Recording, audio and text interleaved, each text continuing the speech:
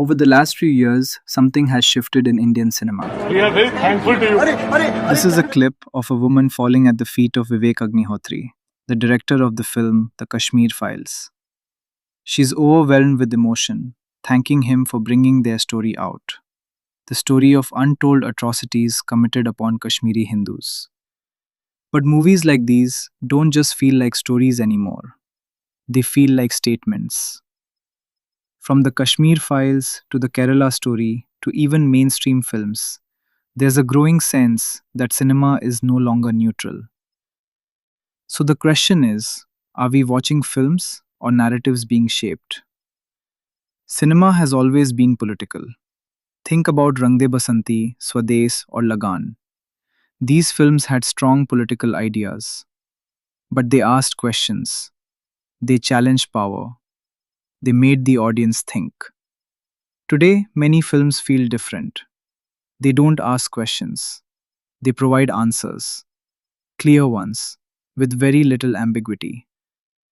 Take the Kashmir Files and the Kerala story.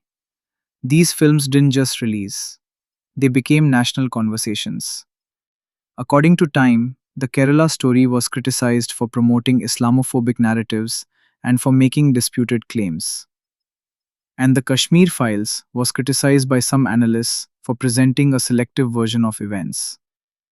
More importantly, these films didn't just stay on screen. There were reports of heightened tensions, protests, and polarized reactions after screenings. Now, to be fair, supporters argue these are stories that needed to be told. And that's a valid argument. But storytelling is not just about what you include. It's also about what you leave out. And when stories become selective, they stop being documentation and start becoming framing. And the bigger shift is not just in these obvious films, it's in mainstream cinema, where certain patterns repeat. Strong institutions, clear enemies, simplified conflicts, and emotional payoffs linked to nationalism. Now, here's why this matters. Because cinema doesn't just reflect society, it shapes it. In the short term, these films can influence emotions. They can increase fear, anger, or pride.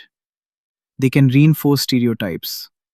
And sometimes they can even contribute to real world tensions. In the long term, the impact is deeper. When the same narratives are repeated over and over again, they start to feel like truth. Complex issues get simplified. Nuance disappears. And people begin to see the world in binaries. History shows us how powerful this can be. In many countries, including Nazi Germany, cinema and media were used to repeatedly reinforce certain ideas. Not always through direct messaging, but through consistent framing. Over time, those narratives shaped public perception and normalized extreme views. Now, this is not to say that today's films are the same, but it shows how powerful storytelling can be when it consistently pushes one perspective. Even globally, analysts have pointed out that Bollywood is increasingly reflecting nationalist narratives. So, why is this happening? Audience demand, cultural climate, and business. Controversy drives attention. Attention drives revenue. So, is this a problem? Not necessarily. The problem begins when one type of narrative dominates, when questioning disappears, and when audiences stop thinking critically. Because cinema doesn't just entertain, it influences. So maybe the real question is, are you watching critically or just consuming? Because that difference is everything. If you found this interesting, drop your thoughts below and subscribe for more.